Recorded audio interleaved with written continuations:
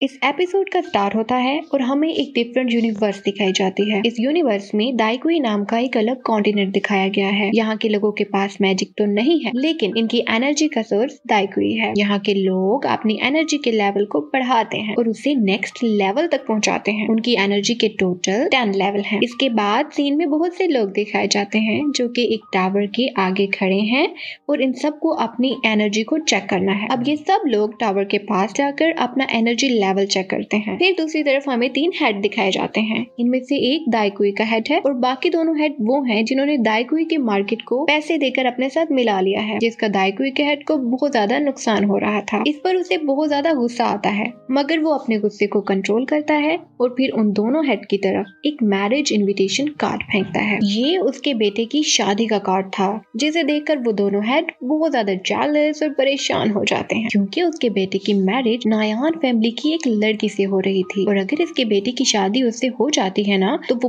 बहुत ज्यादा पावरफुल हो जाएगा और उसके कंपटीशन का कोई भी नहीं रहेगा। इसके बेटे का नाम ज़ियाओजैन है। वो बहुत ज्यादा हार्ड वर्किंग है। उसने 4 इयर्स एज में मार्शल आर्ट सीख लिया था और 11 इयर्स एज में वो लेवल 9 पर पहुंच गया था। इन दोनों हेड्स की जेलसी और परेशानी को देखकर दाइकुई के हेड को बहुत हंसी आती है। इसके बाद उसके बेटे को दिखाया जाता है जो कि टावर के सामने खड़ा अपनी पावर चेक कर रहा है और वो बहुत ज्यादा सैड हो जाता है। ऐसा इसलिए क्योंकि टावर उसकी पावर 3 शो करता है। वहाँ खड़े सब लोग का मजाक उड़ाते हैं। अब उसकी अडॉप्टेड सिस्टर वहाँ आती है, वो उसको हौसला देती है और अपना लेवल चेक करने के लिए टावर के पास जाती है, तो उसका लेवल 9 शो होता है। ये देखकर उसका भाई और भी ज्यादा टूट जाता है। अब यहाँ दूसरी तरफ दिखाया जाता है कि नायान, जिसकी शादी ज़ियाओजैन से होने वाली है, वो दाओकुई के हेड के पास आती है। फिर वो उन्हें ग्रीट करती है और इसके बाद उन्हें एक मैजिकल पिल दिखाती है। ये कोई ऐसा वैसा पिल नहीं है, बल्कि बहुत ही पावरफुल पिल है। इस पिल को जो भी लेता है वो दाओकुई के पावर्स को इजीली ले सकता है, लेकिन इसमें एक रिस्क है। अगर ये पिल फेल हो जाए तो 1 लेवल डाउन हो जाता है। जैसे कि अगर लेवल 9 है तो इसके लेने वाले का लेवल 8 हो जाएगा और अगर किसी की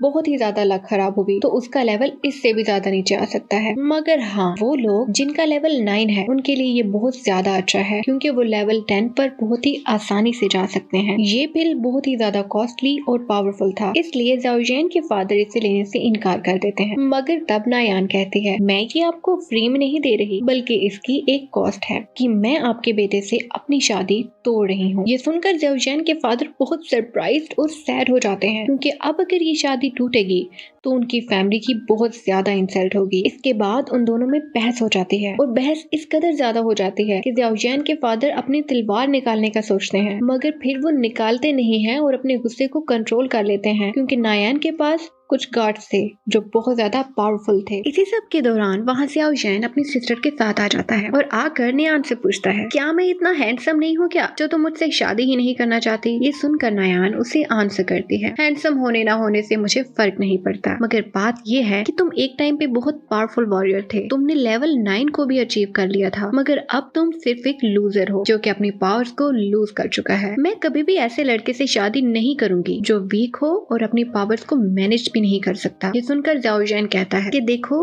तुम जो कह रही हो वो नहीं हो सकता, क्योंकि इससे हमारी फैमिली की बहुत इंसल्ट होगी। इस प्रॉब्लम का एक ही सोल्यूशन है कि हम शादी करें और उसके बाद डाइवोर्स ले लें। मगर नायान इस सब के लिए राजी नहीं होती, क्योंकि जाहिर है डाइवोर्स लेने से उसकी फैमिली की भी काफी इंसल्ट होगी। अब नायान ज़ियाओजैन से कहती है कि मैं तुम्हें 3 पिल्स दे सकती हूँ ऐसे ही, और इसके अलावा अगर तुम ये नहीं चाहते तो तुम मेरी सिटी में आ सकते हो, वहाँ आकर ट्रेनिंग ले सकती हो, वहाँ तुम्हें बहुत बेस्ट फैसिलिटीज मिलेंगी। मगर ज़ियाओजैन ये तीनों पिल्स लेने से इनकार कर देता है। वो काफी पावरफुल बन सकता था, मगर वो लालची नहीं था। अब नायान उसे चैलेंज करती है कि मैं तुम्हें 3 इयर्स का टाइम देती हूँ। इस टाइम के बाद तुम्हारी और मेरी फाइट होगी। अगर उस फाइट में मैं जीती तो मैरिज कैंसिल होगी, और अगर तुम जीते तो मैं हमेशा हमेशा के लिए तुम्हारी हो जाऊंगी। ज़ियाओजैन इस डील पर एग्री हो जाता है और उसका चैलेंज फुल कॉन्फिडेंस के साथ एक्सेप्ट कर लेता है। इंस्टेड कि वो अभी ना तो अच्छे लेवल पे था और ना ही 3 इयर्स में वो अपर के लेवल अचीव कर सकता था। अब यहाँ एपिसोड नंबर 2 स्टार्ट होती है, जहाँ सब लोग ज़ियाओजैन को बता रहे थे कि तुमने ये डील एक्सेप्ट करके बहुत बड़ी गलती की है। वो खुद भी बहुत ज्यादा टेंशन में था, क्योंकि वो खुद भी जानता था कि ना तो वो अब पहले जैसा पावरफुल था और ना ही वो अपने लेवल्स को लूज होने की रीजन समझ पा रहा था। तभी उसकी अडॉप्टेड सिस्टर उसके पास आकर उसे हौसला देती है, मगर वो उससे दूर चला जाता है। जहाँ रास्ते में कुछ लोग उसका मजाक बनाते हैं कि तुम इतने वीक हो और डील इतनी बड़ी एक्सेप्ट कर चुके हो जिसमें तुम बहुत बुरी तरह से लूज करने वाले हो। यही नहीं, वो उसे जीनियस कहकर उसका मजाक बनाते हैं, इस पर ज़ाओ जियान को और भी ज्यादा गुस्सा आता है और वो उनसे फाइट करता है, मगर वीक होने की वजह से उन्हीं से मार खा लेता है। तब वहाँ उसकी बहन आकर उसे बचाती है, तो वो लोग उसका और भी मजाक बनाते हैं कि ये देखो एक लड़की की हेल्प ले रहा है। इसके बाद ज़ाओ जियान वहाँ से भाग जाता है और सीधा अपनी मामा की ग्रेव पे जाता है और उनकी ग्रेव के पास बैठकर रोने लग जाता है। तब उसके फादर भी वहाँ आते हैं।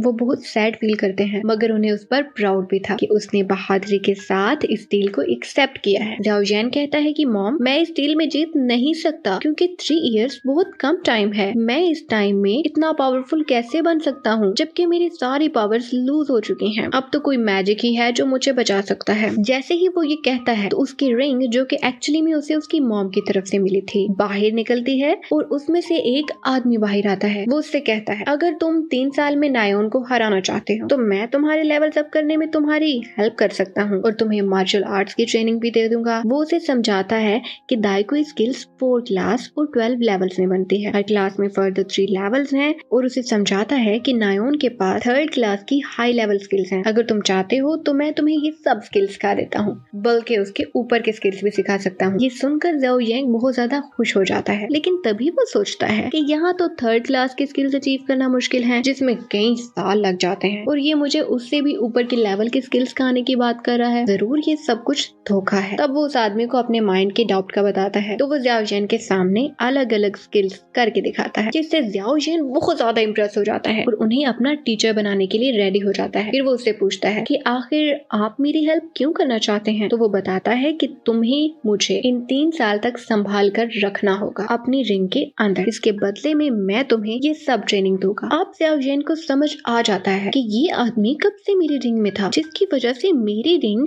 मेरी सारी पावर्स को एब्सॉर्ब कर लेती थी, और यही वजह है कि मेरा लेवल 9 से एकदम 3 पे आ गया है। वो जान जाता है कि ये आदमी सरवाइव करने के लिए मेरी दाइको पावर्स को खींच लेता है। जब ज़ाओ जियान को ये पता चलता है तो उसे बहुत शदीद गुस्सा आता है, मगर अब वो क्या कर सकता था? जो पावर्स जानी थी वो तो चली गई, जो हो गया तो हो गया। अब उसके गुस्से का कोई फायदा नहीं था। वो बहुत ही स्मार्ट वे में सोचकर उस आदमी से कहता है कि तुम मुझे ऐसी ट्रेनिंग दो कि मैं एक ही साल में 7 लेवल पे पहुंच जाऊं। ये सुनकर वो आदमी एग्री कर जाता है कि ठीक है, मैं तुम्हें ये सब ट्रेनिंग्स देने के लिए तैयार हूँ। मगर फिर वो उसे एक पेज देता है जिसमें कुछ इंग्रेडिएंट्स लिखे थे। वो उसे कहता है कि तुम्हें ये सब चीजें कलेक्ट करनी होंगी और उसके बाद ही हम अपनी ट्रेनिंग स्टार्ट करेंगे। ये सब चीजें काफी महंगी थी।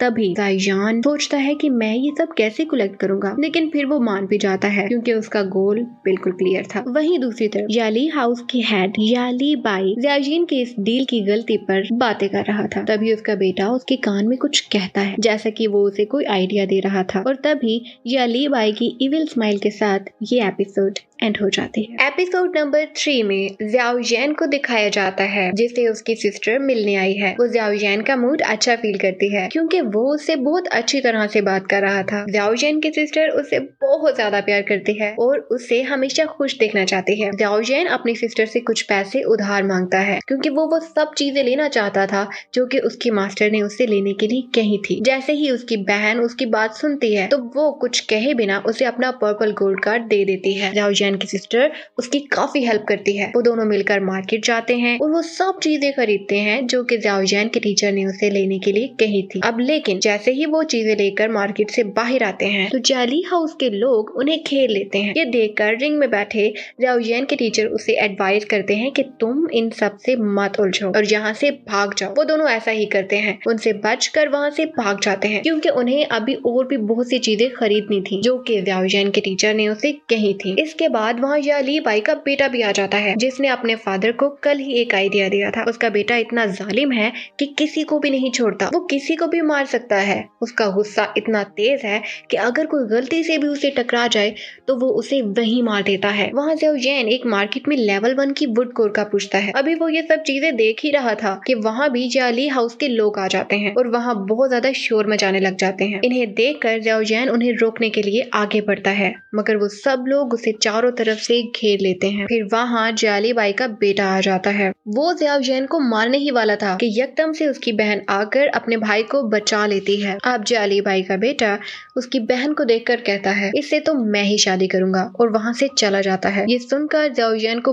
बहुत ज्यादा गुस्सा आता है। इसके बाद सीन में दिखाया जाता है कि ज़ियाओ सब चीजें अपने मास्टर को देता है और वो इन सब चीजों का यूज करके एक लिक्विड पोर्शन बनाता है और ज़ियाओ की ट्रेनिंग को स्टार्ट कर देता है। वो उसे फायर को प्रोड्यूस करना, उसे कंट्रोल करना, ये सब चीजें सिखाता है। ज़ियाओ बहुत इंटेलिजेंट और स्मार्ट था। वो इस सब काम को अपनी पूरी मेहनत लगाकर करता है। वो पहली ही बार में आग को प्रोड्यूस करना सीख जाता है और फिर उसे कंट्रोल करना भी सीख जाता है, जिसे देखकर उसका मास्टर बहुत ज्यादा सरप्राइज हो जाता है क्योंकि ऐसा करना लेवल 3 के लिए बहुत मुश्किल था। मगर मसला तो तब बनता है जब ज़ियाओ अपनी पावर का यूज करके थक जाता है, उसे ब्लड वॉमिटिंग होती है और इसके बाद वो बेहोश हो जाता है और यहाँ एपिसोड नंबर 3 खत्म हो जाती है। इसके बाद एपिसोड नंबर 4 स्टार्ट होता है जिसमें उसके मास्टर उसे हील करते हैं और उसको लेवल नंबर 3 से 4 तक पहुंचा देते हैं। अब एपिसोड में हमें एक नई जगह दिखाई जाती है जहाँ पर बोली लगाई जा रही है। इस जगह पर तीनों हेड फैमिलीज के लोग आए हुए हैं। ये बोली एक लड़की लगवा रही है।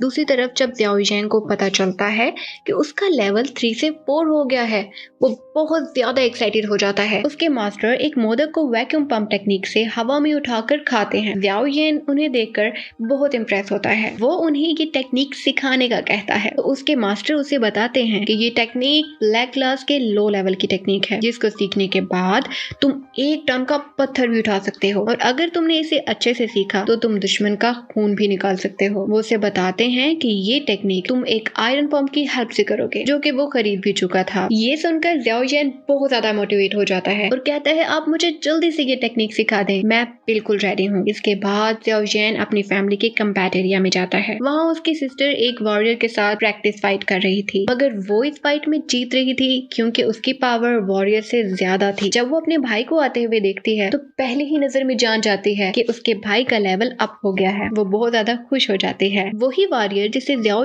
की सिस्टर फाइट प्रैक्टिस कर रही थी, वो आकर ज़ियाओ से नाराज होता है। नाराज इसलिए कि उसने नेओन के साथ अच्छी डील नहीं की थी। सभी लोग उसकी इस डील पर नाराज थे। अब ज़ियाओ की सिस्टर उसे अलग जगह पर ले जाती है और उसे एक बुक देती है। वो उससे कहती है कि इस बुक में लेवल 4 के बारे में बहुत सी ट्रेनिंग इंस्ट्रक्शंस हैं, तुम इसे ध्यान से पढ़ना, ये तुम्हारे बहुत काम आएगी। ये बुक देखकर उसका भाई बहुत ज्यादा एक्साइटेड हो जाता है और जल्दी से ये बुक लेकर अपने मास्टर के पास चला जाता है। वो उन्हें इस बुक में लिखी सब टेक्निक के बारे में बताता है, मगर उसके टीचर उसे बताते हैं कि ये टेक्निक बिल्कुल बकवास है। मैं तुम्हें जो टेक्निक सिखाऊंगा वो इससे भी काफी ज्यादा अच्छी है, मगर उसके लिए तुम्हारा लेवल 5 पर होना जरूरी है। ये सुनकर ज़ियाओ उनसे रिक्वेस्ट करता है कि आप प्लीज मेरे लिए 5 लेवल ब्रेक कर दें। बाद एपिसोड में हमें नायोन दिखाई जाती है। नायोन एक पर्वत पर बैठकर मेडिटेट कर रही थी। यहाँ ज़ाइजेन अपने मास्टर के साथ एक फॉरेस्ट में जाता है जहाँ उसके लेवल 5 की ट्रेनिंग स्टार्ट की जाती है। ज़ाइजेन पर काफी ज्यादा अटैक किए जाते हैं ताकि उसकी बॉडी को स्ट्रॉन्ग बनाया जा सके। ये टेक्निक ब्लैक क्लास में हाई लेवल पे आती है और जो भी इस टेक्निक को सीख जाता है तो वो 8 टाइम ज्यादा पावरफुली अटैक कर सकता है। इसके बाद ज़ाओ के मास्टर उसे और भी बहुत से इंग्रेडिएंट्स लाने का कहते हैं, मगर ये सुनकर ज़ाओ टेंस हो जाता है। वो इसलिए क्योंकि अभी उसने पहले इंग्रेडिएंट्स के पैसे भी अपनी सिस्टर को नहीं दिए थे। अब ये दोनों वापस उसी मार्केट पे जाते हैं और वो लिक्विड पोर्शन वहां बेचने का डिसीजन लेते हैं, जो कि उन्होंने पिछले सब इंग्रेडिएंट्स का कॉम्बिनेशन बनाकर बनाया था। इस लिक्विड पोर्शन का नेम स्पिरिट एलेक्सर बताया जाता है। ये दोनों ये स्पिरिट एलेक्सर बोली लगाने वाली लड़की को बेच देते हैं। वो लड़की ज़ाओ का चेहरा तो देखना चाहती है जो कि उसने छुपा रखा था, इसके लिए वो उसके पास भी आती है, मगर ज़ाओ उसकी सोच समझ जाता है और फौरन से पीछे हट जाता है। वो उसे स्पिरिट एलेक्सर बेचकर वहां से चला जाता है। अब वो लड़की स्पिरिट एलेक्सर की बोली लगाती है जहाँ ज़ाओ के फादर और जियो लाई भी आए हुए थे। यहाँ लड़की इन सबको बताती है कि ये स्पिरिट एलेक्सर दायुकी लेवल की स्पीड बढ़ा सकता है और इसका तो कोई साइड इफेक्ट भी नहीं है। ये सुनकर सब लोग हैरान हो जाते हैं। वो इसलिए क्योंकि साइड इफेक्ट का ना होना बहुत खास बात है, क्योंकि जैसा कि हमने पिछले एपिसोड में देखा था कि वो पिल जो नायान ऑफर कर रही थी उसके तो बहुत से साइड इफेक्ट भी थे, मगर इसका कोई साइड इफेक्ट नहीं है। ज़ाओ के फादर इसे किसी भी हाल में खरीदना चाहते थे और ये बात याली भी अच्छे से समझ गया था। वो जानबूझकर इस पर ऊंची ऊंची बोली लगाता, जिससे कंपेयर खरीद करने के लिए ज़ियाओजिन के फादर ऊपर के दाम कहते। उसके वजीर उन्हें बार बार समझाते रहे कि ये जानबूझकर ऐसी बोलियां लगा रहा है ताकि आप ये एलेक्सर महंगे से महंगे दाम में खरीदें, क्योंकि उसका मकसद आपको कंगाल करना है। वो आपके सारे पैसे इसमें लगवा देगा और अगली बोली खुद कम से कम दाम में खरीद लेगा। मगर ज़ियाओजिन के फादर को ये स्पिरिट एलेक्सर अपने बेटे के लिए हर हाल में चाहिए था, इसलिए वो बोली बढ़ाते गए और जब प्राइस बहुत ज्यादा हो गई तो वो उसे अपने बेटे के लिए खरीद लेते हैं। इसके बाद बोली विंडस्किल की लगती है जो कि याली बाई कम प्राइस में हासिल कर लेता है और यहाँ एपिसोड एंड हो जाती है।